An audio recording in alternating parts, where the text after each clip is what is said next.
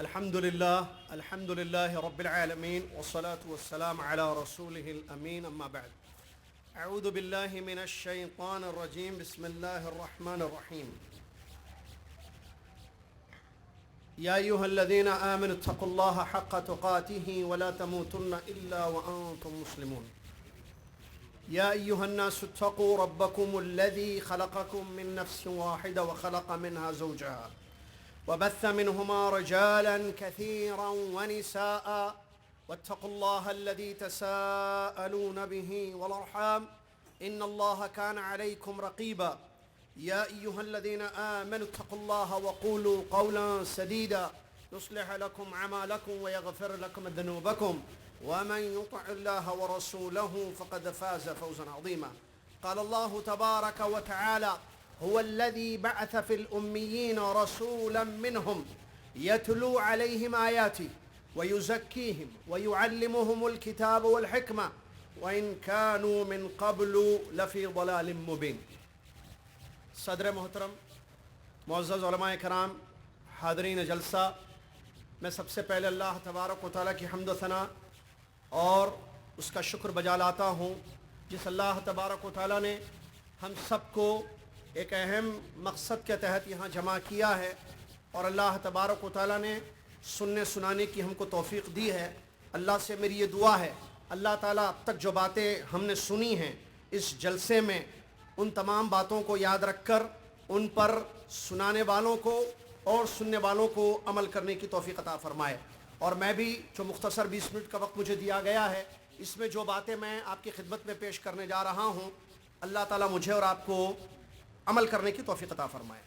ابھی جیسا آپ نے سنا، میرا جو موضوع ہے مساجد دین کے مراکز. دین ہمارا اسلام ہے اور یہی اللہ تعالیٰ کا سچا دین ہے.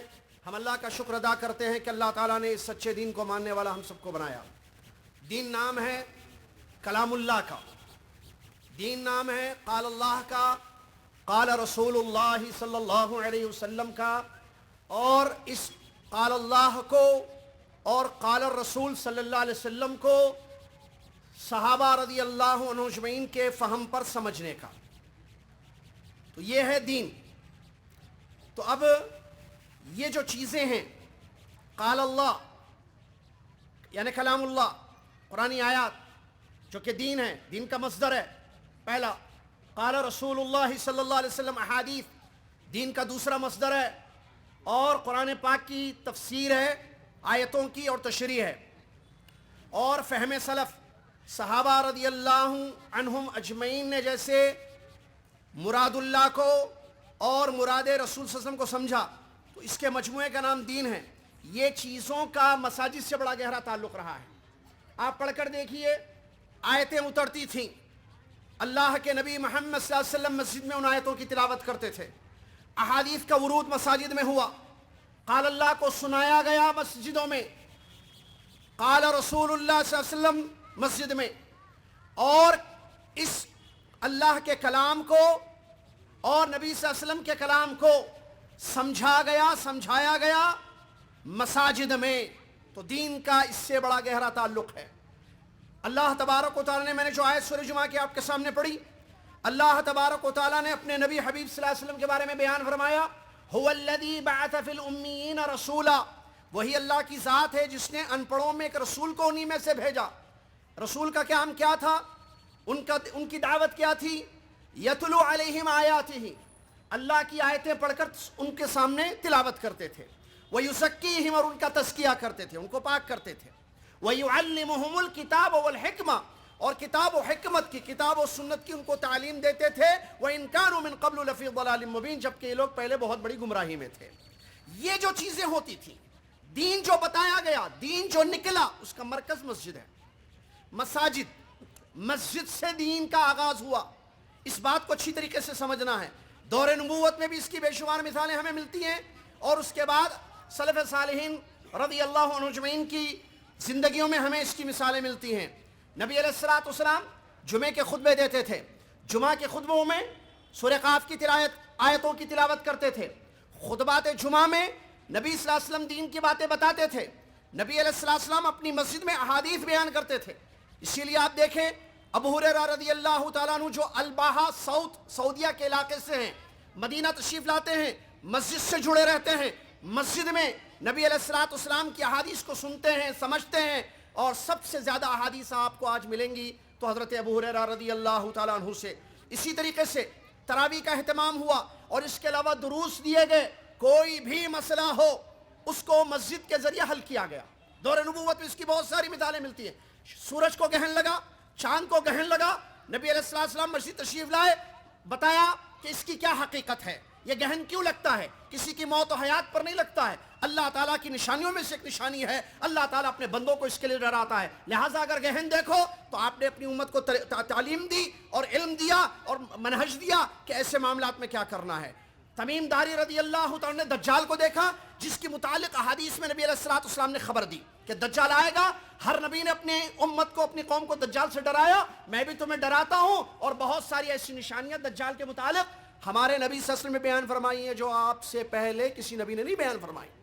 تو تمیم داری رضی اللہ عنہ کی جو حدیث ہے کہ وہ اپنے ساتھیوں کے ساتھ ایک کشتی پر سوار ہوئے، وہ جزیرے میں جا کر رکی، وہاں جساسہ، لمبی حدیث ہے، بہرحال خلاصہ یہ ہے بتانے کا وقت کی قلت کے ساتھ کہ تمیم داری رضی اللہ عنہ نے دجال کو دیکھا، نبی علیہ السلام کو مدینہ پہنچ کر خبر دی، نبی علیہ السلام مسجد تشریف لے گئے، لوگوں کو جمع کیا اور بتا دیا دیکھو میں نے جس دجال کی تمہیں خبر دی تھی یہ تمہارے ساتھی اس کو آنکھوں سے دیکھ کر آئے ہیں، بتا دیا وجہ۔ تو مساجد کا کردار دیکھیے، مساجد دین کے مراکز رہے، دین کا علم، نہ صرف عبادات، ایسے نہیں کہ صرف نماز پڑھی جاتی تھی، ایسے نہیں کہ جمعہ کی نماز پڑھی جاتی تھی، بلکہ وہاں سے عقیدہ سکھایا گیا، مسجد سے عقیدہ لوگوں کو ملا، مسجد سے دین کا صحیح فہم ملا، احادیث ملی، اور مراد اللہ کو، مراد رسول صلی اللہ علیہ وسلم کو انہوں نے سنا۔ ایسے کئی مسائل ہیں، آپ دیکھیں اللہ کے نبی علیہ السلام نے دین سکھایا مسجد میں، اسی طریقے سے ایمانی تربیت کی، مسائل کا حل بتایا، خوابوں کی تعبیر کرتے تھے، اور کوئی بھی مشکل پیش آتی تو اس کا حل کیسے کیا جائے یہ بھی نبی علیہ السلام نے مساجد سے کیا ہے۔ اس کی بہت ساری ہمیں مثالیں ملتی ہیں۔ فجر کی نماز کے بعد نبی علیہ السلام مسجد میں بیٹھتے، خوابوں کو سنتے اور اس کی تفسیر بیان کرتے، اور اسی طریقے سے مسائل کا حل، جیسے بدو، جیسے کہ صحیح حدیث ہے، ایک عربی کا مشہور واقعہ ہے، وہ مسجد کے کونے میں آ کر پیشاب کرنا شروع کر دیتا ہے، صحابہ رضی اللہ عنہ جو اس کو ڈانٹتے ہیں، نبی علیہ السلام منع کرتے ہیں، چھوڑ دو، مت ڈانٹو اس کو۔ تربیت کی جا رہی ہے کہ اگر کسی سے غلطی ہو جائے، اگر کوئی شخص انجانے میں غلطی کرے تو اس کی اصلاح کیسے کی جائے گی، یہ ہے پوائنٹ، نقطہ۔ مسجد سے اس کی تربیت کی گئی کہ مسجد میں مساجد سے تربیت کی گئی کہ غلطیوں کی اصلاح کیسی کرنی چاہیے۔ پیشاب کر دیا، ناپاکی ہے، مسجد پاک جگہ ہے، ڈانٹا گیا، منع کر دیا گیا، ڈانٹ سے کہا کہ دعوہ، چھوڑ دو۔ اس کے بعد جو فارغ ہو گیا، نبی علیہ السلام نے بلا کر اس کو جو سمجھانا اس کو سمجھایا، اور اللہ کے نبی صلی اللہ علیہ وسلم صحابہ کو فرمایا انما بعثتم میسرین ولم تبعثوا معسرین، تم آسانی کے ساتھ دین کو سمجھانے کے لیے پیدا کیے گئے ہو، بھیجے گئے ہو، مشکل کے ساتھ، سختی کے ساتھ دین کو سمجھانے کے لیے نہیں بھیجے گئے ہو۔ دیکھیے تربیت ہو رہی ہے۔ اسی طریقے سے فتنوں کا حل کیا ہو، فتنوں میں کیا انسان کو کرنا ہے، مسجد سے سبحان اللہ اس کی تربیت اور تعلیم ملتی ہے۔ اس کی مثال دیکھیے، قدریہ جنہوں نے تقدیر پہ کلام کیا، قدریہ کا جو امام ہے معبد الجہنی، بصرہ میں پیدا ہوا، سب سے پہلے اول من تکلم فی القدر، تقدیر کے بارے میں سب سے پہلے فتنہ جس نے شروع کیا وہ معبد الجہنی تھا۔ تو حضرت معبد الجہنی اس کا نام ہے، معمر رحمۃ اللہ علیہ اپنے ساتھی کے ساتھ، جیسے انہوں نے یہ فتنہ بصرہ میں، عراق میں دیکھا، وہ مکہ اور مدینہ عمرہ یا حج کرنے کے لیے تشریف لائے، وہ اپنے ساتھی کے ساتھ آتے ہیں تاکہ اس کا حل صحابہ رضی اللہ عنہ مجمعین سے مل کر پتہ کرے کہ تقدیر کے بارے میں جو باتیں ہو رہی ہیں اس کا کیا جواب دیا جائے، اس کا کیسے حل کیا جائے۔ تو بتاتے ہیں، جیسے کہ مسلم شریف کی حدیث ہے، حدیث جبریل کا جو پس منظر ہے اگر آپ دیکھیں یا سبب ورود ہے اس میں یہ واقعہ موجود ہے۔ معمر رحمۃ اللہ علیہ اپنی ساتھی کے ساتھ مسجد میں داخل ہوئے تو فوراً ان کی نظر پڑی عبداللہ بن عمر رضی اللہ تعالیٰ عنہ۔ تو ایک طرف یہ ہو گئے معمر رحمۃ اللہ علیہ، اور دوسری طرف ان کے ساتھی ہو گئے بیچ میں عبداللہ بن عمر رضی اللہ تعالیٰ عنہ، صحابی رسول۔ ان کو بتاتے ہیں کہ دیکھیے ہمارے پاس ایک شخص نے تقدیر پر کلام کرنا شروع کر دیا ہے، اب اس کے بارے میں آپ کیا ہمیں سمجھاتے ہیں۔ دیکھیے کیسے ایک فتنہ ہے نا، تقدیر کا انکار، تقدیر پر کلام کرنا اور تقدیر کے بارے میں بحث و مباحثہ کرنا، ایک فتنہ آیا، اس فتنے کا حل مسجد سے نکالا گیا۔ ایسے ایک نہیں ہے، ایک چھوٹی سی مثال آپ کے سامنے دے رہا ہوں۔ اور کیسے مساجد سے فائدہ ہوتا ہے دیکھیے سبحان اللہ، کیسے یہ دین کے مراکز ہیں سبحان اللہ۔ حضرت عبداللہ بن عمر رضی اللہ تعالیٰ عنہ نے بیان فرما دیا، اس کو بتا دو اس سے میں بری ہوں اور ہم سب اس سے بیزار ہیں بری، اس مطلب یہ ہے کہ تقدیر پر جو بات ہو رہی ہے وہ غلط ہے۔ اس کے بعد انہوں نے اپنے والد محترم حضرت عمر ابن خطاب رضی اللہ تعالیٰ سے جو حدیث سنی، جو حدیث جبرائیل کے نام سے مشہور ہے، صحیح مسلم کی حدیث ہے، انہوں نے کہا کہ میرے ابا جان نے عمر ابن خطاب رضی اللہ عنہ نے مجھے یہ حدیث بیان کی کہ وہ نبی صلی اللہ علیہ وسلم کے ساتھ بیٹھے ہوئے تھے، اور وہ پوری لمبی حدیث جس میں دین کی اساس ہے، دین کے مراتب ہیں، دین کے لیول سے اسلام، اس کے ارکان، ایمان اور اس کے اسلام اس کے 5 ارکان، ایمان اور اس کے 6 ارکان، اور احسان کا مطلب اور قیامت کی 2 نشانیاں، جس کو دین کے مراتب اہل علم نے بیان فرمایا سبحان اللہ۔ دیکھیے مسجد میں گئے تو مسجد سے دین ملا، ایمان ملا، دینی تربیت ملی، فتنوں کا حل ملا، اور دین کے مراتب کا ان کو علم ہوا سبحان اللہ۔ اسی طریقے سے مساجد کا کیا مقام ہے دیکھیے، ابو ہریرہ رضی اللہ عنہ کا مشہور واقعہ، حضرت ابو ہریرہ رضی اللہ تعالی عنہ کے حلقے ہوتے تھے مسجد میں، وہ دین کی تعلیم لوگوں کو دیتے تھے، علم پہنچاتے تھے جو انہوں نے اللہ کے نبی صلی اللہ علیہ وسلم سے سیکھا۔ اسی طریقے سے جابر بن عبداللہ انصاری رضی اللہ عنہ کا بھی باقاعدہ حلقہ ہوتا تھا، باقاعدہ حلقہ ہوتا تھا جہاں سے وہ دین کی تعلیم لوگوں کو دیا کرتے تھے۔ ابو ہریرہ رضی اللہ عنہ کا مشہور واقعہ آپ نے بارہا سنا ہوگا، وہ ایک مرتبہ بازار گئے، دیکھا کہ لوگ بازار میں بیع و شراء میں تجارت میں مصروف ہیں، کہا لوگوں سے سنو اے ساتھیو، آپ لوگ یہاں ہو اور وہاں مسجد نبوی صلی اللہ علیہ وسلم میں پیارے نبی صلی اللہ علیہ وسلم کی وراثت تقسیم ہو رہی ہے، اور آپ لوگ یہاں ہیں۔ دوڑتے ہوئے ساتھی گئے وہاں پر، دیکھا تو کہیں بھی وراثت کی تقسیم جو انہوں نے سمجھا نظر نہیں آئی، تو ابو ہریرہ وہیں کھڑے ہوئے بازار، واپس آئے، کہا کہ ہم تو گئے تھے مسجد، وہاں تو وراثت کی کوئی تقسیم، نبی صلی اللہ علیہ وسلم کی میراث کی تقسیم کا تو کوئی معاملہ نہیں تھا۔ اچھا، انہوں نے پوچھا آپ گئے تھے وہاں؟ ہاں، تو کیا دیکھا وہاں پر؟ ہم نے دیکھا کہ بعض لوگ نماز پڑھ رہے ہیں، ہم نے دیکھا کہ بعض لوگ جو ہے قرآن کی تلاوت کر رہے ہیں، ہم نے دیکھا کہ بعض لوگ حلال و حرام کو سمجھ رہے ہیں، الفاظ حدیث یتذاکرون الحلال والحرام، وہ حلال و حرام کو سمجھ رہے ہیں۔ کیا یہ میراث نہیں ہے نبی صلی اللہ علیہ وسلم کی جو نبی صلی اللہ علیہ وسلم نے سنا اپنی امت کو دیا ہے سبحان اللہ۔ یہ دین کے مراکز، یہ مساجد کا یہ مقام تھا، اور سلف صالحین کی زندگیوں میں بھی یہ چیز ہمیں ملتی ہے۔ سوال، آج کیا یہ مساجد دین کے مراکز ہیں؟ کیا یہ مساجد دین کے مراکز ہیں؟ بڑے افسوس کے ساتھ کہنا پڑتا ہے، یہ آج دین کا علم حاصل کرنا، دین کو سمجھنا، اہل علم کے دروس میں بیٹھنا، قرآن و حدیث کو اچھی طریقے سے سمجھ کر اپنی اصلاح کرنا، اپنی تربیت کرنے کے بجائے آج جھگڑوں اور غیبتوں کے مراکز بن چکے ہیں۔ اور میں بتانا بھول گیا، امام احمد رحمۃ اللہ علیہ کا بھی ایک واقعہ بہرحال وقتی ہے۔ امام احمد رحمۃ اللہ علیہ مسجد میں درس دیتے تھے، 5000 لوگ بیٹھتے تھے، اس میں سے 500 ان کے شاگرد تھے، باقی لوگ اپنی تربیت کے لیے ایک عالم دین کے درس میں بیٹھ کر خود کی اصلاح کرنے کے لیے وہ مسجد میں جایا کرتے تھے۔ وہ عالم وہ تھا، وہ دور وہ تھا، اسی لیے دیکھیے عقیدوں میں پختگی آئی، ایمان کی تربیت آئی، غلطیاں اگر ہو جائے تو اس کی اصلاح کیسے کی جائے، فتنوں سے خود کو اور اپنے گھر والوں کو کیسے بچایا جائے، اللہ کا تقرب کیسے حاصل کیا جائے، رب کو راضی کیسے کیا جائے، یہ تمام چیزیں مساجد سے سیکھی گئی۔ لیکن افسوس کے ساتھ آج یہ مساجد بجائے کہ دین کے مراکز بنے، یہاں قال اللہ قال رسول کو سنا جائے، سمجھایا جائے، الٹا معاملہ ہے، نعوذ باللہ من ذالک۔ بڑے افسوس کے ساتھ کیا یہ غیبتوں اور جھگڑوں کے مراکز بن چکے ہیں، اور مساجد میں دین سیکھا اور سکھایا جاتا تھا پہلے، لیکن آج انہیں جو دین سکھاتے ہیں سکھانے کی کوشش کی جا رہی ہے، اور اہل علم کی، علماء اکرام کی بڑی افسوس کے ساتھ توہین کی جاتی ہے مساجد میں۔ یاد رکھیں، مسلمان کا ہر مسئلہ دین سے جڑا ہوا ہے۔ ہمارا جو دین ہے، اللہ پاک نے جو عطا کیا ہے، اس میں ہر مشکل کا حل موجود ہے۔ بجائے یہ کہ ہم اپنے پرابلمز، اپنی مشکلیں کورٹ کچہری پولیس اسٹیشنوں میں جائیں، جس سے معاشرتی مسائل ہوں، سیاسی مسائل ہوں، یا گھریلو جھگڑے مسائل ہوں، جس سے طلاق، خلا، وراثت کے مسائل، بجائے یہ کہ ہم کورٹ کچہری جائیں، ہم مساجد کا رخ کریں میرے بھائی، مسجد میں جائیں، علماء سے پوچھیں، اور اپنے اختلافات کو کتاب و سنت کی روشنی میں حل کریں، اس کا فائدہ ہوگا۔ مسجد ایک روحانی جگہ ہوتی ہے، اگر معاملہ مسجد میں ہو، اہل علم کی روبرو ہو، بیٹھیں اور بتائیں کہ بھئی ہمارے گھر کا ایک مسئلہ ہے، یا میاں بیوی کے طلاق کا ایک ایشو ہے، یا وراثت کا کوئی جھگڑا ہے، تو جب مسجد میں جائیں گے، بیٹھیں گے، وہاں روحانیت ہوتی ہے مسجد کی، مسجد میں دل نرم ہوتے ہیں، مسجد کا لحاظ کیا جائے گا، اگر کوئی نہیں کرے گا تو اس کو کرایا جائے گا مسجد کا لحاظ، بھئی مسجد میں بیٹھے ہو۔ اور اس کی زندہ مثال مسجد تقوی حیدرآباد ہے۔ آپ کو پتا ہے کئی سالوں سے بچھڑے رشتے مل گئے, کئی دل جو دور تھے ایک جگہ ہو گئے, کئی نفرتیں محبتوں میں بدل گئی, کئی دوریاں قربتوں میں بدل گئی. مسجد تقویٰ اس کی مثال ہے. لوگ رو کر آنسو بہا کر ایک دوسرے سے گلے مل لیے. جب مسجد میں گھریلو یا ان کے آپسی جھگڑوں کا حل علماء کی موجودگی میں بتایا گیا, اللہ سے ڈریں.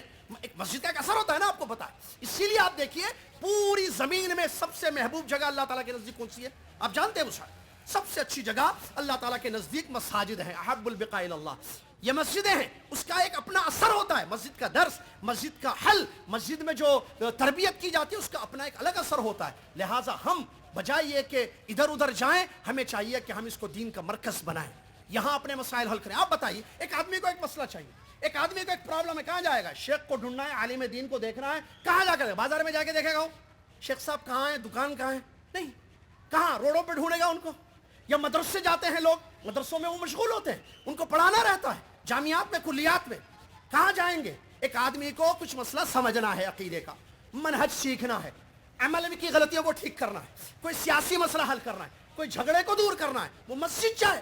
مسجد میں امام ہوں گے, عالم دین خطیب ہوں گے, عالم دین درس ہوگا, قرآن مجید کا حلقہ ہوگا یا حدیث کا تو دینی دروس ہوں گے, وہ وہاں جائیں اور ان کے ساتھ بیٹھ کر اپنے مسئلوں کو حل کریں, تو اس کا بہت زیادہ فائدہ ہوگا. میں نے مسجد تقویٰ حیدرآباد کی مثال دی ہے, آپ بلیو نہیں کریں, واللہ العظیم اتنے لوگ رو کر چلے گئے وہاں سے. اتنے سالوں سے ہمارے درمیان جھگڑے تھے, اللہ کا کرم ہوا, کتاب و سنت کی روشنی میں اس مسجد سے, اس مبارک بقعہ سے, اس مبارک جگہ سے ہم نے اپنے مسئلوں کو حل کر دیا. برادران اسلام, مساجد کا بہت بڑا مقام ہے, اللہ سے ڈرنے کی ضرورت ہے. مساجد کے مقام کو سمجھے. یہ دین کے مرکز تھے تو آج کیوں نہیں بن سکتے؟ جیسے اللہ جزائے خیر دی بھی شیخ عبدالقدیر صاحب نے حفظہ اللہ نے اپنے جذبات کو بیان کیا, جو ان کے ارادے ہیں آگے. کیوں نہ ہم مساجد کو دین کا مراکز آج بھی ہوں گے انشاءاللہ, بشرطے کہ ہم سمجھیں. یہ مسجد, میں نے ایک مثال آپ کے سامنے پیش کرنی ہے محترم سامعین. یہ مسجد ایک پھلدار مضبوط درخت کی طرح ہے. مثال کو سنیں, یہ مسجد یا مساجد ایک پھلدار مضبوط درخت کی طرح ہے, جس کی ٹہنیاں اور جس کے پتے ایک ساتھ جڑے ہوئے ہیں. سبحان اللہ. اور آپ جانتے ہیں کہ اگر ٹہنی درخت سے جڑی رہے گی, ٹہنی درخت سے جڑی رہے گی, ہوا دے گی, پھل دے گی, سایہ دے گی. لیکن اگر اسی ٹہنی کو اس درخت سے کاٹ کر پھینک دیا جائے, دور کر دیا جائے, وہ ٹہنی کا کیا فائدہ ہوگا؟ سوکھ جائے گی, بکھر جائے گی, اس کا کوئی فائدہ نہیں ہوگا. بالکل اسی طریقے سے مساجد سے جڑے رہنے کا ہے. اگر ہم مسجد سے جڑے رہیں گے, ہم اپنا ایک مسئلہ ہے جو مسجد میں جا کر شیخ سے پوچھیں گے, ان کے بارے میں اور چیزیں معلوم ہوں گی, ان کے دروس کا علم ہوگا, فائدہ ہی فائدہ ہوگا. جیسے میں نے ابھی تھوڑی دیر پہلے آپ کو ایک مثال دی, حدیث جبریل مل گئی بصرہ سے, ایک فتنے کا حل معلوم کرنے کے لیے آئے تھے معمر رحمۃ اللہ علیہ اور ان کے ساتھی. یہ فائدہ ہوتا ہے مساجد کا, کوئی شک نہیں ہے. لہٰذا ہم مسجد سے جڑے رہیں, ہم اللہ کی ان مساجد کا خیال رکھیں, یہ جو دین کے مراکز ہیں, اور اس کی اہمیت کو دیکھیں. خلیل اللہ حضرت ابراہیم علیہ السلام نے مسجد حرام بنائی. ہمارے پیارے نبی صلی اللہ علیہ وسلم نے, خاتم الانبیاء ہمارے نبی صلی اللہ علیہ وسلم نے مسجد نبوی بنائی. سلیمان علیہ السلام نے مسجد اقصی بنائی. مساجد کا بڑا مقام ہے اسلام میں.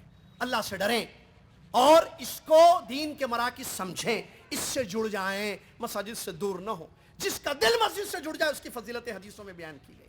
مساجد کی فضیلت آپ نے بارہا سنی ہوں گی اہل علم سے, اور سلف صالحین اور مساجد کا کیا مقام تھا. لہٰذا ہم اس مسئلے کو سمجھیں اور اس کو اچھی طریقے سے جانیں. آخری میں ایک حدیث بتا کر میں اپنی بات کو ختم کرتا ہوں, جیسا کہ وقت بھی میرا ختم ہو گیا ہے. عن ابی امامہ رحمہ اللہ, جو خوشخبری ہے دیکھیں حدیث میں, اور انشاءاللہ اس حدیث پر ہم عمل کریں گے. مساجد کو سمجھیں گے کہ یہ دین کے مراکز ہیں, اور وہاں سے ہم دین سیکھیں گے انشاءاللہ. عن ابی, اور اس کی فضیلت دیکھیے.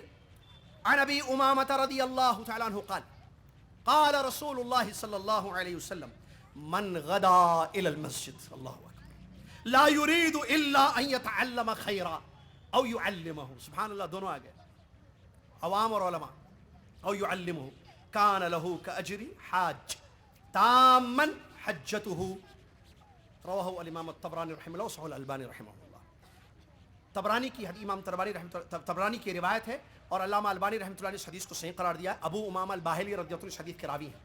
فرماتے ہیں کہ رسول اللہ صلی اللہ علیہ وسلم نے ارشاد فرمایا, جو مسجد جائیں گے نا انشاءاللہ نماز پڑھنے, جمعہ, بس وہ تو جاتے ہیں, اس کے علاوہ بھی جانا ہے, علماء کی صحبت میں رہنا ہے, مساجد مسجد آباد کریں, ایمان والوں کی پہچان بنائی گئی، انما یعمر مساجد من آمن باللہ.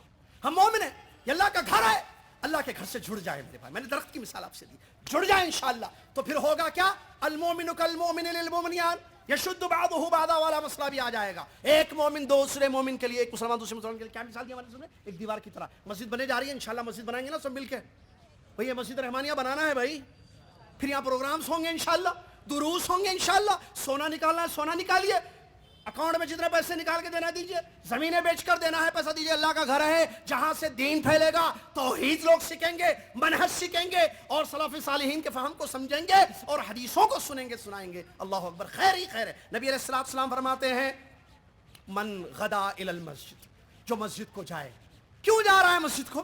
لا یرید الا ان یتعلم خیرا، وہ خیر سیکھنا چاہتا ہے، وہ بھلائی کو سیکھنا چاہتا ہے. او یعلمہ، یا سکھانا چاہتا ہے. علماء بھی آ گئے جو مسجد جاتے ہیں درس دینے کے لیے، خطبہ دینے کے لیے اور دین بتانے کے لیے، دین سکھانے کے لیے، وہ بھی آ گئے. اور جو سننے سیکھنے یتعلمہ، وہ بھی آ گئے. نبی علیہ السلام نے خوشخبری سنائی ایسے لوگوں کے لیے جو مسجد جاتے ہیں خیر سیکھنے، دین سیکھنے یا دین سکھانے، ان کو پورے حج کا مکمل ثواب ملے گا. ایک حاجی جو کئی صعوبتیں برداشت کرتے ہوئے حج کرتا ہے، اس کا جو اجر اللہ تعالیٰ کے نزدیک ہے، نبی صلی اللہ علیہ وسلم نے فرمایا کہ اجر حاج تام حجتہ، ایک حاجی کا مکمل حج جو اس کو ملتا ہے، ایسے انسان کو جو مسجد جاتا ہے اس کو ملتا ہے. لہٰذا محترم بھائیو، بات ختم ہو گئی میری. خلاصہ کلام کیا ہے؟ تقریر ہو گئی ختم؟ نہیں، یہ سننے سنانے والا مسئلہ تو ہے. میں کیوں سنا رہا تھا آپ کو یہ سب؟ تیاری کر. آپ کیوں سن رہے تھے؟ تاکہ عمل کریں. علماء اکرام اللہ جزائے خیر دے، انہوں نے جتنی مساجد سے ریلیٹڈ جو موضوعات پر تقریریں کی ہیں، کیوں انہوں نے تقریریں کی ہیں؟ تاکہ مساجد کی اہمیت ہمیں معلوم ہو اور ہم عمل کریں. عمل سے جنت ملتی ہے، خواہشات سے جنت نہیں ملتی. یہ دنیا آج ہے کل ختم ہو جائے گی. مسجد سے جڑے رہیں میرے بھائی، مسجد سے جڑ جائیں انشاءاللہ اللہ کا تقرب حاصل ہوگا. سب مسئلے حل ہوں گے. مسجد سے دور ہوں گے، ادھر ادھر بھٹکتے پھریں گے، کوئی مسئلہ حل نہیں ہوگا. پریشانی در پریشانی ہوگی، پریشانی اور بڑھے گی. لیکن پریشانیاں دور کرنا ہے، اللہ کے گھر کا رخ کرے. الا بذکر اللہ تطمئن القلوب. اور اللہ کا ذکر مسجد میں ہوتا ہے، چاہے وہ قرآن میں ہو یا آیتوں کو پڑھ کر سنایا جائے یا مختلف طریقوں سے جو ہوتا ہے. بہرحال اس سے دل مطمئن ہوتے ہیں. آپ نے دیکھا ہوگا مسجد میں کتنا سکون انسان کو ملتا ہے. لہٰذا مساجد کو کے مقام کو سمجھیں اور اس پر عمل کرنے کی کوشش کریں. مسجد جائیں، دین سیکھیں، اہل علم سے جڑے رہیں، علماء کی قدر کریں. مساجد کو جھگڑے کی جگہ نہ بنائیں، بلکہ جھگڑوں کا حل مساجد سے ہو جائے. ہماری غیبتیں مسجد میں نہ ہو، بلکہ غیبتوں سے کیسا بچا جائے، جا کر شیخ سے، امام سے، خطیب سے بیٹھ کر ہم سمجھیں میں اپنے آپ کو غیبت سے کیسے بچاؤں. اللہ تعالیٰ مجھے اور آپ کو عمل کرنے کی توفیق عطا فرمائے. اللہ تعالیٰ ہم سب کو خیر پر جمع کرے اور خیر کے ساتھ اللہ تعالیٰ ہم سب کو ملائے. اور اللہ تعالیٰ جنت الفردوس میں ہم سب کو، جیسے اللہ نے یہاں ہم سب کو جمع کیا ہے، اللہ تعالیٰ جنت الفردوس میں ہم سب کو جمع کرے. آمین. وآخر دعوانا الحمدللہ رب العالمین. والسلام علیکم ورحمۃ اللہ وبرکاتہ.